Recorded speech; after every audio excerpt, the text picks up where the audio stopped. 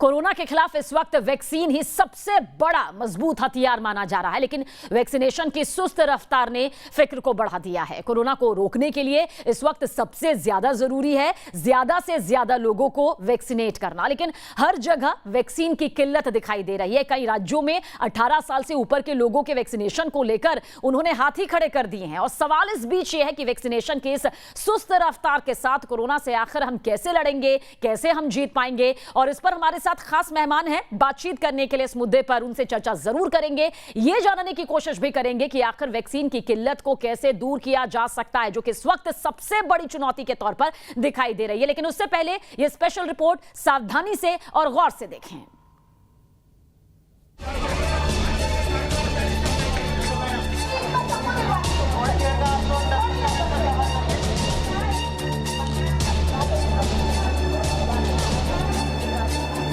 Vaccination के तीसरे चरण को शुरू हुए 10 दिन बीत चुके हैं, लेकिन 18 साल से ज्यादा उम्र वालों को वैक्सीन नहीं मिल पा रही। हर जगह वैक्सीन के लिए मारामारी है। वैक्सीनेशन सेंटर पर लंबी कतारें रोज दिख रही हैं। ये तस्वीर है वैक्सीनेशन सेंटर की। सुबह से ही जिनको स्लॉट मिल जाता है वो लाइन में लग जाते हैं, अपनी बारी का इंतजार करते हैं ताकि जल्द से जल्द इनका वैक्सीनेशन हो जाए।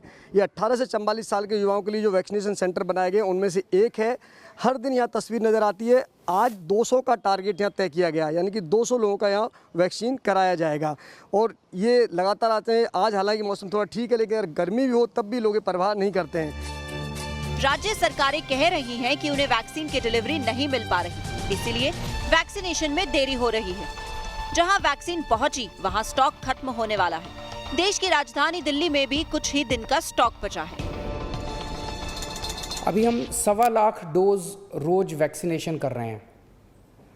इसको जल्दी हम रोज 3 लाख से अधिक लोगों को वैक्सीन लगाना शुरू कर देंगे। हमारा लक्ष्य है कि आने वाले 3 महीने में सभी दिल्ली वालों को वैक्सीनेशन लगा दिया जाए। लेकिन एक बड़ी समस्या आ रही है और वो है वैक्सीन की कमी की। दिल्ली में हमारे पास अब केवल कुछ दिन के वैक्सीन बचा है और ये समस्या देशव्यापी है। पूरे देश में इस वक्त वैक्सीन की भारी कमी हो रही है। महाराष्ट्र में भी वैक्सीन की किल्लत है। राज्य के स्वास्थ्य मंत्री राजेश टोपे ने आज कहा है कि वैक्सीन की कमी की वजह से 18 से ऊपर के लोगों का वैक्सीनेशन फिलहाल रोकना पड़ सकता है। हमने सीएम साहब से बात करके वो निर्णय अभी लिए है कि जो भी 18 से 44 साल के हमारे पास करीबन 3 लाख डोसेस उपलब्ध है, वो हम अभी पूरा स्टॉप करके 45 साल के जो सेकेंड डोज है उसके लिए यूज करने का आदेश स्वास्थ्य विभाग ने महाराष्ट्र के सभी सेंटर्स को दिया है। रहा सवाल 18 से 44 साल के उम्र के लोगों के लिए, हम तो वैक्सीन खरीदना चाहते हैं, दुनिया के बाजार से भी खरीदना चाहते हैं, लेकिन वैक्सीन उपलब्ध नहीं हो रहा है, इसलिए उसको हमारे को थोड़ा गो स्लो करना पड़ेगा। तीसरे चरण में हर राज्य से वैक्सीन की कमी की खबर आ रही है। केंद्र सरकार की वैक्सीनेशन नीति पर सुप्रीम कोर्ट ने भी सवाल उठाए हैं। पश्चिम बंगाल सरकार भी मौजूदा वैक्सीनेशन नीति के खिलाफ सुप्रीम कोर्ट पहुंची थी, लेकिन केंद्र सरकार ने सुप्रीम कोर्ट में हलफनामा दायर कर कहा है कि केंद्र की टीकाकरण नीति में न्यायिक हस्तक्षेप की जरूरत नहीं है। अति उत्साह में लिया गया फैसला काफी नुकसानदायक साबित हो सकता है। केंद्र सरकार ने सुप्रीम कोर्ट में दायर अपने हलफनामे में अपनी वैक्सीनेशन नीति का बचाव किया है। कोर्ट ने केंद्र से पूछा था कि केंद्र वैक्सीन की 100% खरीद खुद क्यों नहीं कर रहा। इसके जवाब में केंद्र ने कहा है कि उसने 50% वैक्सीन की खरीद खुद करने की नीति बहुत सोच विचार कर बनाई। साफ है कि केंद्र सरकार वैक्सीनेशन नीति को बदलने के मूड में नहीं है। देश में इस वक्त सीरम इंस्टीट्यूट और भारत बायोटेक सिर्फ 2 ही कंपनियां वैक्सीन बना रही हैं। हर महीने सिर्फ 6 से 7 करोड़ वैक्सीन बना पा रही हैं। सवाल ये कि आखिर ऐसे में जल्द से जल्द 18 साल से ऊपर के लोगों का वैक्सीनेशन कैसे संभव हो पाएगा। Team news nation. और सवाल यही है कि बिना वैक्सीन के आखिर ये जंग हम कैसे जीतेंगे, जिसकी कोशिश लगातार की जा रही है। खास पैनल इस वक्त हमारे साथ मौजूद है। इंट्रोडक्शन में आप सभी मेहमानों का करवाना चाहूंगी। मनोज गैरोला जी हमारे साथ मौजूद है, न्यूज नेशन के एडिटर इन चीफ है। एनके सिंह सर हमारे साथ मौजूद है, वरिष्ठ पत्रकार है। डॉक्टर एमसी मिश्रा भी हमारे साथ मौजूद है, आप एम्स के पूर्व डायरेक्टर है। आप तीनों का बहुत बहुत स्वागत है। शुरुआत डॉक्टर एमसी मिश्रा आपसे यहाँ पर करना चाहूंगी। सवाल यही खड़ा हो रहा है कि एक अभियान, महाअभियान तो बन गया, लेकिन बिना वैक्सीन के आखिर कोरोना से ये जंग हम कैसे जीतेंगे? सबीना जी, वैक्सीन मैं और आप तो बनाएंगे नहीं। बिल्कुल सर। जिसको बनानी है वही बनाएंगे, वही बना रहे हैं अब तक, वही दे रहे हैं वैक्सीन। हम अगर हथेली पे सरसों उगाना चाहते हैं, वो हमारी प्रॉब्लम है, वो हमारी समस्या है। हथेली पे सरसों उगती नहीं है, तो हमें ये समझना होगा जितना चादर है उतने ही पैर फैलाएं तो अच्छा है। हमारे चिल्लाने से, ये कहने से हमको इतनी डोज मिल जाए तो हम पूरी दिल्ली को वैक्सीनेट कर दें या पूरे भारत को कर दें। इतनी बड़ी आबादी में 28 राज्य हैं, 9 यूनियन टेरिटरीज हैं, इतनी जनसंख्या है, वैक्सीन की उपलब्धता अभी नहीं है पूर्ण रूप से, और आगे 2 महीने होगी भी नहीं। तो मैं तो ये कह रहा हूं कि आप पे 7 करोड़ वैक्सीन हैं महीने की इस समय, उनको तो इस्तेमाल कर लें पूरी तौर से, और 7 करोड़ जून में कर लें तो हम कहीं तो पहुंचेंगे। और जुलाई से जब ये बढ़ी हुई उत्पादन क्षमता के साथ दे देंगे तो वो भी लगना शुरू हो जाएंगे। दूसरी बात ये है, ये कहना कि और कंपनियों को पेटेंट दे दें, ये देखिए वैक्सीन कोई ऐसा पैरासिटामोल की गोली नहीं है कि कोई भी बना देगा।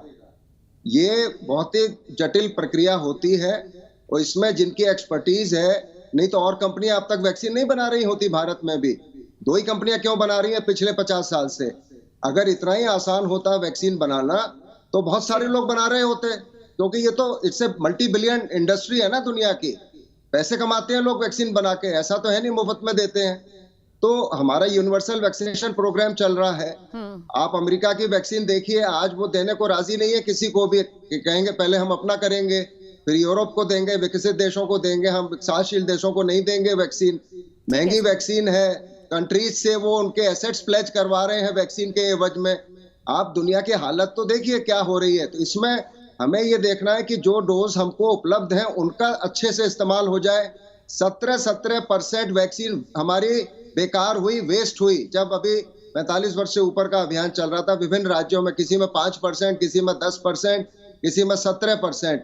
इसको भी देखना पड़ेगा कि एक भी डोज हमारी व्यर्थ नहीं होनी चाहिए। हम चाहे जरूरत से ज्यादा लोगों को बुला लें, 2 लोगों को ज्यादा बुला लें, 2 लोगों को कम ना बुलाएं वैक्सीन लगाने के लिए। तो अगर हम ये थोड़ा धैर्य रखेंगे, देखिए किसी भी महामारी से या किसी भी संकट की घड़ी में अगर हम धैर्य खो देंगे तो लड़ाई हार जाएंगे। चलिए, आप कह रहे हैं कि थोड़ा धैर्य यहाँ पर रखना होगा। अगर वैक्सीन नाम की ये हथियार जन जन तक पहुंचनी है तो इस धैर्य का हम जिक्र यहाँ पर जरूर करेंगे, और डिटेल के साथ हम सर आपके पास जरूर आएंगे। मनोज जी, अब आपसे समझना चाहेंगे, बिना वैक्सीन के कोरोना से आखिर जंग कैसे जीती जाएगी, जब वैक्सीन को एक बड़े हथियार के तौर पर दिखाया जा रहा है, इसे एक महाअभियान का नाम दिया गया है। लेकिन क्या आपको लगता है ये महाअभियान अधूरा हो जाता है जब लोग वैक्सीनेशन सेंटर पर पहुंचते हैं और उन्हें वैक्सीन नहीं मिल पा रही है, निराश वो वहां से लौट रहे हैं? हाँ, देखिए ऐसा है कि आपकी वैक्सीन के अलावा कोरोना से लड़ने का और कोई तरीका नहीं है, ये बात तो हर किसी को मालूम है। लेकिन हमारी जो आज की डेट में सप्लाई हमारी बहुत कम है। जब भी सरकार ने संडे को सुप्रीम कोर्ट में जो एफिडेविट दिया है उसमें बताया है कि अभी हमारी मंथली प्रोडक्शन कैपेसिटी सिर्फ 8.5 करोड़ की है, जो कि बढ़कर 13 करोड़ पर मंथ हो जाएगी जुलाई में। तो ये बहुत ही ज़्यादा कम है। अगर हम बोलें कि हमें अपनी 60% पॉपुलेशन जो कि 18+ है उसको अगर वैक्सीनेट करना है तो उसके लिए हमें 160 करोड़ वैक्सीन चाहिए होंगी। 160 करोड़ वैक्सीन का मतलब है कि करीब 160-170 करोड़ के करीब वैक्सीन चाहिए होंगी। और जिस स्पीड से अभी हम लोग वैक्सीन प्रोड्यूस कर रहे हैं अपने देश में, उस हिसाब से तो इसमें 10 महीने 12 महीने लगेंगे कम से कम। बिल्कुल। तो अब तो इसके लिए जैसे डॉक्टर मिश्रा ने बताया कि अभी हमें धैर्य ही रखना पड़ेगा, ऐसी बात नहीं है। सरकार अपनी तरफ से पूरी कोशिश कर रही है।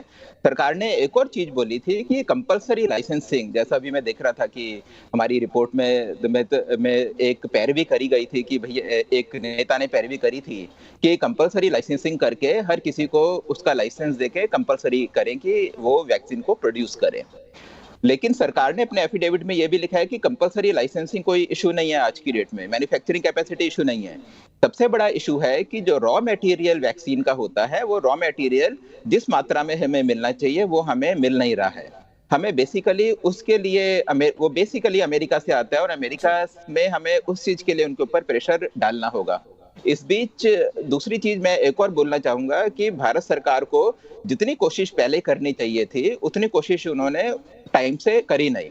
अगर हम अमेरिका का एग्जांपल लें तो अमेरिका ने पिछले साल ही $20 बिलियन ईयर मार्क कर दिया था वैक्सीनेशन के ड्राइव के लिए, और उन्होंने कंपनीज को R&D और क्लिनिकल रिसर्च के लिए भी पैसा दिया था, और कम पैसा नहीं दिया था, $2 बिलियन उन्होंने एक एक कंपनी को दिया था। जबकि अगर हम, और उसके बाद उन्होंने एडवांस ऑर्डर परचेज कर दिए थे 600 मिलियन वैक्सीन के। तो आप देखिएगा कि उन्होंने कितनी फाइनेंशियल हेल्प करी। लेकिन हमारे यहाँ सरकार ने क्या करा कि इन कंपनीज को जो ऑर्डर प्लेस करे वो भी बिट्स एंड पीसेस में किए, छोटे छोटे ऑर्डर उन्होंने प्लेस किए। उससे प्रॉब्लम ये होती है कि कंपनी को यही नहीं मालूम कि कल उनसे कितना सामान खरीदेंगे, कितने वैक्सीन खरीदेंगे। तो फाइनेंशियल रिस्क कंपनी उठाना नहीं चाहती। उसका रीजन ये भी है कि कल गवर्नमेंट ने अपनी पॉलिसी चेंज कर दी और ज्यादा इंपोर्ट करने लगे, तो इनका तो जितना इन्वेस्टमेंट था वो सारा का सारा वेस्ट जाएगा। दूसरी चीज ये है कि उसी एफिडेविट में था कि भारत सरकार ने अभी तक जो मदद करी है क्लिनिकल ट्रायल्स और R&D के लिए वो 41 करोड़ की है। 41 करोड़ कोई कम नहीं है, लेकिन अगर हम अमेरिकन या बाहर के देशों को देखें तो वो देखते हुए ये मेरे ख्याल से काफी कम है। वैक्सीनेशन एक बड़ा कॉम्प्लिकेटेड प्रोसेस है, जैसे डॉक्टर मिश्रा ने बताया, और यही कारण है कि सिर्फ 2-3 कंपनियां हैं, उसमें रिस्क भी बहुत ज्यादा है। मेरे ख्याल से भारत सरकार को उसमें थोड़ा रिस्क लेना पड़ेगा, डी रिस्क इन कंपनीज को करना पड़ेगा। बिल्कुल डॉक्टर, जिस तरह से आपने MC मिश्रा बताया और जैसा कि सर आपने भी यहाँ पर मनोज जी बताया, NK सिंह सर आपने दोनों को ही बहुत यहाँ पर ध्यान से सुना होगा, समझा होगा। मैं सहमत नजर आती हूँ दोनों की बातों से, लेकिन आपको लगता है कि बिना वैक्सीन के जो तीसरी लहर का बार बार हम जिक्र कर रहे हैं, एक बड़े पैनल भी हमारे साथ लगातार मौजूद होते हैं और बताते हैं कि तीसरी लहर किस तरह से खतरनाक साबित हो सकती है, किस तरह की सावधानियां यहाँ पर और ज्यादा बरतने की जरूरत है, लेकिन बार बार यही कहा जा रहा है कि वैक्सीन एक सबसे मजबूत हथियार है। लेकिन बिना वैक्सीन के ये तीसरी लहर रुकेगी कैसे अगर इतना लंबा वक्त लगेगा?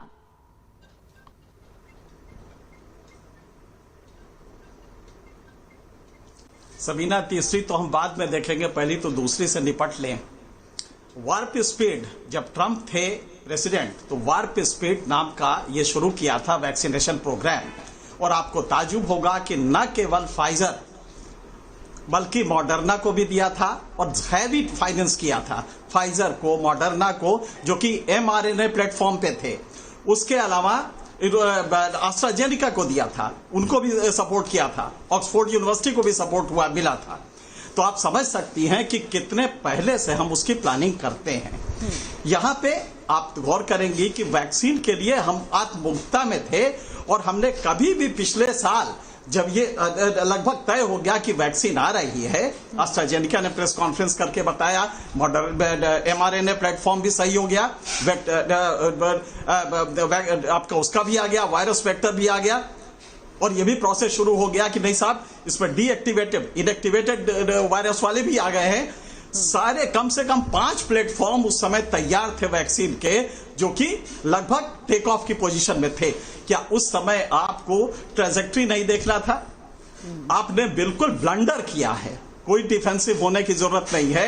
हकी अब जरा सा ग्राफ देख लीजिए, जो कहा जा रहा है कि साहब वैक्सीन बेकार हो रही है, वैक्सीन हेजिटेंसी इनिशियल स्टेज पे अमेरिका में भी रही है, अगर हिंदुस्तान में रही तो कैसे रही है? आप जरा उसका ग्राफ देखेंगे तो आप चौंक जाएंगे। आपको ताज्जुब होगा कि पहले जब 16 जनवरी से शुरू हुआ तो पहले 15 दिन में 2,40,000 वैक्सीन पर डे लगते थे। जैसे ही फरवरी आया ये बढ़ के 10 लाख हो गए, और जैसे ही मार्च आया ये 16 लाख हो गए। अप्रैल में ये आप ताज्जुब करेंगे 30 लाख पर डे लगने लगे।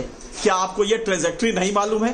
क्या आपको नहीं मालूम है कि कंजम्पशन पैटर्न का जब ग्राफ बनाएंगे तो प्लेटू कहां पे आएगा? आपको इतनी समझ तो होनी चाहिए थी ना। तो लिहाजा अचानक आप एक अल्हाम आता है, आपका हेल्थ सेक्रेटरी कहता है 7 अप्रैल को कि no sir vaccine is meant for those who need it, not for those who want it. बड़ा अच्छा जुमला उसने कहा, लेकिन आप ताज्जुब करेंगे कि 12 दिन बाद देश का मुखिया यह ऐलान कर देता है कि no everybody will get it, every adult will get it. कौन सा मैथमेटिक्स था जब आप वैक्सीन प्रोडक्शन का ऑगमेंटेशन नहीं कर रहे हैं तो आपने अचानक 60 करोड़ को ऐड क्यों कर दिया?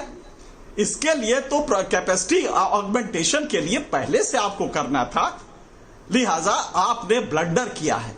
वैक्सीन के प्रोसेस में इतना बड़ा ब्लंडर दुनिया की किसी इतिहास में नहीं हुआ है।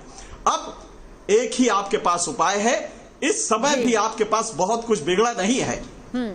अगर इस समय मैं कल का रिपोर्ट देख रहा था और मैंने सुप्रीम कोर्ट का भी देखा है, इस समय आपके पास मुश्किल से 8 करोड़ वैक्सीन पर मंथ हो रही हैं। आप जरा सोचिए, 8 करोड़ में 25 लाख भी नहीं होता है, आपको कम से कम 25 करोड़ वैक्सीन बनाना पड़ेगा। 80 लाख वैक्सीन पर डे नहीं लगेंगे तो 6 महीने में यह पॉसिबल नहीं है। लिहाजा कोरोना से अगर जीतना है तो सिर्फ एक ही तरीका है, 25 करोड़ वैक्सीन पर मंथ बनाए और ऑल 4 प्लेटफॉर्म्स, और खास करके ये दोनों प्लेटफॉर्म जो हैं, इन दोनों को कम से कम यूज करें और इन दोनों जो मैन्युफैक्चरर्स हैं इनको हर फैसिलिटी प्रोवाइड करें ताकि वो बनाना शुरू करें। एक जो दबाव के कारण देशी छोड़ दिया, पर अगर देखा जाए तो कितना मुमकिन ये नजर आता है। इस समय आपका एक दूसरी बिल्कुल सर, आपके पास आएंगे सर, और जानकारी आपके जरिए जरूर, आप सभी के जरिए हम दर्शकों तक पहुंचा रहे हैं और मकसद भी यही है कि पूरी तस्वीर, सही तस्वीर पहुंच पाए। डॉक्टर एमसी मिश्रा, आप यहाँ पर सुन भी रहे हैं, एनके सिंह सर ने पूरी डिटेल के साथ, पूरे आंकड़ों के साथ यहाँ पर बताया कि कितनी जरूरत है पर डे के हिसाब से, किस तरह से ये पूरा पर डे अगर बनेगा तब जाकर जन जन तक वैक्सीन पहुंचेगा। सर, दूसरी लहर से निपटने में हमें मुसीबत आ रही है, तीसरी लहर का जिक्र बार बार यहां पर किया जा रहा है, कितना सहमत आप नजर आते हैं और क्या कुछ आप इसमें ऐड ऑन करना चाहेंगे सर? इसमें तो कोई संदेह किसी को नहीं होना चाहिए कि जितनी ज्यादा वैक्सीन की डोजेज उपलब्ध होंगी उतना ही जल्दी टीकाकरण अभियान में गति आएगी, उतने ही जल्दी ज्यादातर जनसंख्या को टीकाकरण हो पाएगा। लेकिन हमको ये भी समझना है कि इतनी बड़ी आबादी अमेरिका से कंपेयर करना उचित नहीं होगा। उनके यहाँ 4 महीनों में 16 दिसंबर से वहाँ शुरू हुआ था वैक्सीनेशन और आज 16 मई के आसपास हम पहुँच रहे हैं, तो करीब 4 महीने इस साल के और आधा महीना उस साल का मिला के 5 महीने में वहाँ भी कोई 40% यूएस पॉपुलेशन को 2 डोजेज वैक्सीन की मिली हैं और अभी आगे मिलती रहेंगी वहाँ पे। लेकिन उनके चूंकि जनसंख्या हमसे 1/4 है तो वो अच्छी स्थिति में है और दूसरे विकसित देश भी हमसे ज्यादा अच्छी स्थिति में है, सिंगापुर है, इजराइल है, लेकिन इनसे हमारा कोई तुलना नहीं की जा सकती। जिस तरह का हमारा देश है, बड़ा देश है, बड़ी जनसंख्या है, लेकिन ये अवश्य हम लोग भी शुरू से कह रहे हैं, अप्रैल के शुरू से ही कह रहे हैं कि हमें अभी भी अगर संभव हो सकता तो 1 करोड़ रोज लोगों को टीका लगे, वो हम अगर टारगेट पा पाए, जो अगस्त में मिल जाए हमको, वो अगर वो भी तो 30 करोड़ महीने में आप लगा दें, 24/7 लगाएं सबको, तो हम दिसंबर तक एक बहुत साइजेबल पॉपुलेशन को टीकाकरण कर पाएंगे। क्योंकि हम जितना मर्जी कह लें, हम जितना मर्जी इस पे अपने बाल नोच लें कि भाई क्यों नहीं वैक्सीनेशन हो रहा, लेकिन इतनी बड़ी जनता को वैक्सीनेट करने में समय लगेगा। चाहे वैक्सीन उपलब्ध हो तो भी समय लगेगा, अभी तो उपलब्ध ही नहीं है।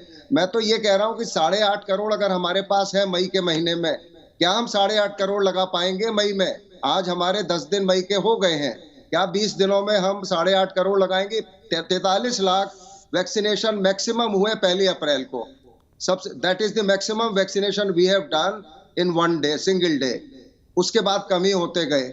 अब हम अगर टारगेट करें, और ये दे रही हैं अगर कंपनियां हमको इतनी डोजेस मई में दे दें, तो मई में हम 8.5 करोड़ लगा दें। जी सर। आज 17 करोड़ से ऊपर हम पहुंच गए हैं। अगर 8.5 ये हो जाएंगे, 24-25 हो जाएंगे। कोई दो राय नहीं, रणनीति को और मजबूत बनाना होगा क्योंकि वैक्सीन गुल नजर आ रही है, राजनीति फुल नजर आ रही है और ये एक अच्छा संकेत यहाँ पर फिलहाल दिखाई नहीं देता है। मनोज जी, क्या कुछ आप कहेंगे? केंद्र की वैक्सीनेशन नीति आपको कितनी सही नजर आती है और इसमें कौन कौन सी ऐसे पॉइंट्स भी आपको नजर आते हैं जो खामियों के तौर पर दिखाई देते हैं? क्योंकि भ्रम तो हटा दिया गया वैक्सीनेशन को लेकर जो शुरुआत में यहाँ पर फैला था, लेकिन भ्रम फैलाने के बाद जो हाई जोश नजर आ रहा है वो जोश कहीं ढीला ना पड़ जाए, उसके हिसाब से आप क्या कुछ कहेंगे केंद्र की वैक्सीनेशन नीति को लेकर? देखिए, ऐसा है कि जो हमारी केंद्र की नीति है वो हमारी नीति, हमारा जो किसी भी टाइम पे जो हमारी नीति होती है, पॉलिसी होती है, उसी को देखते हुए है।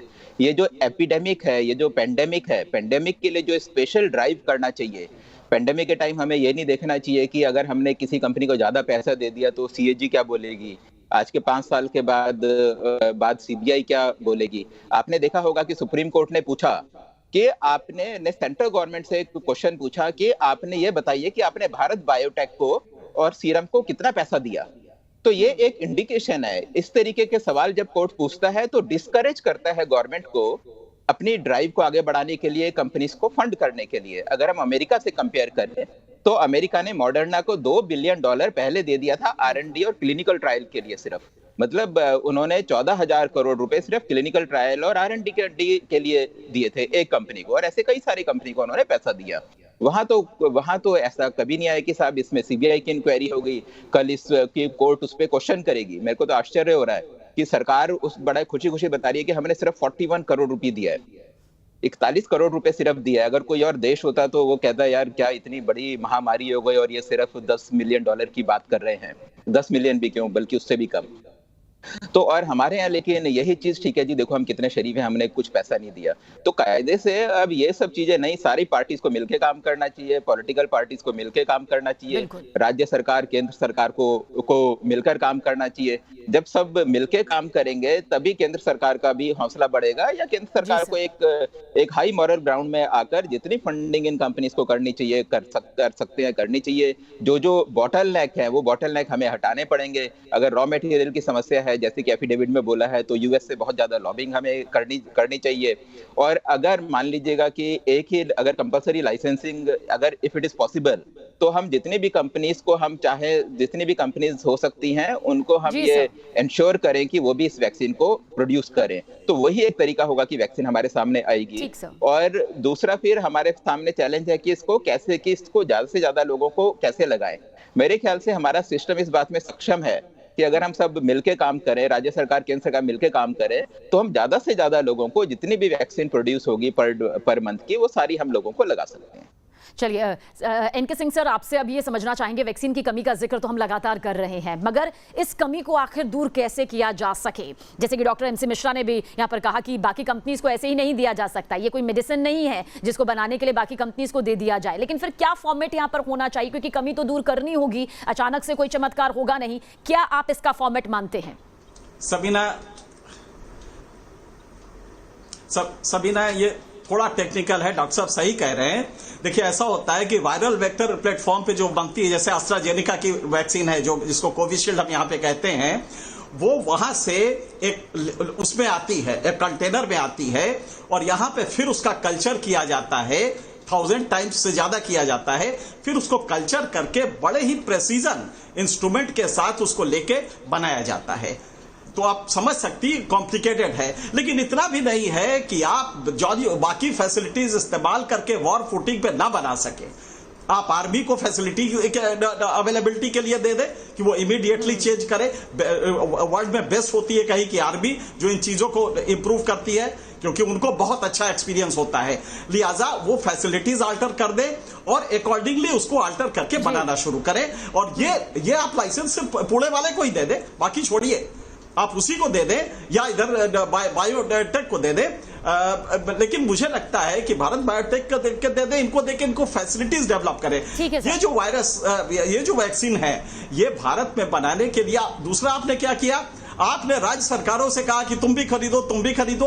अरे ये सेंट्रलाइज परचेज कीजिए, वरना बफर स्टॉक नहीं है। बफर स्टॉक के लिए सेंटर्स खत्म हो रहे हैं। जो सबसे बड़ी अगली दिक्कत आ रही है, आप प्रोड्यूस भी कर लेंगे तो बफर, क्योंकि केंद्र के वो सेंटर स्टेट कह रहा है कि भाई हम अपने प्राइवेट हॉस्पिटल के लिए हम क्यों बफर स्टॉक रखें। ये नई प्रॉब्लम आ गई है। लिहाजा आप समझे, सेंट्रलाइज परचेज करें और वहीं से ऑर्डर प्लेस करें, वहीं से देना शुरू करें। यही एक उपाय आपके पास बना है। जब तक निचोड़ नहीं निकलेगा तब तक वैक्सीनेशन की कमी का जो बार बार हम जिक्र कर रहे हैं उसकी वो तैयारी नजर नहीं आ पाएगी जिसकी उम्मीद पूरा देश उस वक्त कर रहा है। डॉक्टर MC मिश्रा, आपसे बहुत जल्द ये समझने की कोशिश करेंगे कि नए वैक्सीन को आखिर मंजूरी में इतनी देरी क्यों मिल रही है, और साथ ही बच्चों की वैक्सीन कब तक आएगी, क्योंकि पेरेंट्स सबसे ज्यादा फिक्रमंद अपने बच्चों की सेहत को लेकर हैं। देखिए 12 से 18 में आने में कोई समस्या नहीं है। भारत बायोटेक ने ऑलरेडी वो ट्रायल शुरू कर दिया है और बहुत जल्दी ही सेफ्टी देखनी है सिर्फ बच्चों में।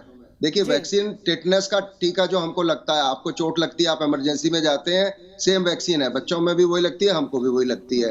वही गर्भवती महिला को लगेगी, वही स्तनपान कराने वाली महिला को लगेगी। केवल चूंकि ये ट्रायल्स में पार्टिसिपेट नहीं किया था इन लोगों ने, तो इसलिए कंपनीज ये नहीं कह सकती कि सेफ्टी इनमें है कि नहीं।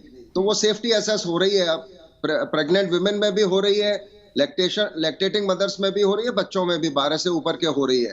तो मुझे कोई संदेह नहीं है कि जुलाई के बाद इनको भी अलाउ हो जाएगी वैक्सीन। फाइजर की ऑलरेडी अलाउ हो गई है, एफडीए ने उसको अप्रूवल दे दिया है, एस्ट्राजेनेका को भी दे रहे हैं और भारत बायोटेक को भी दे रहे हैं। दूसरा, भारत बायोटेक आने वाले वक्त में तस्वीर और ज्यादा बेहतर होगी, क्योंकि वैक्सीन का गुल होना दिक्कत पैदा कर सकता है और जिस तरह का हाई जोश इस वक्त देश की जनता में नजर आ रहा है, उसके लिए जल्द से जल्द जरूरी है एक मजबूत ब्लूप्रिंट का सामने आना। बहुत बहुत शुक्रिया आप तीनों का इस चर्चा में शामिल होने के लिए। ये तमाम बातें यहां पर बताने के लिए आम हो सकती हैं, लेकिन है बेहद खास, इसमें कोई दो राय नहीं।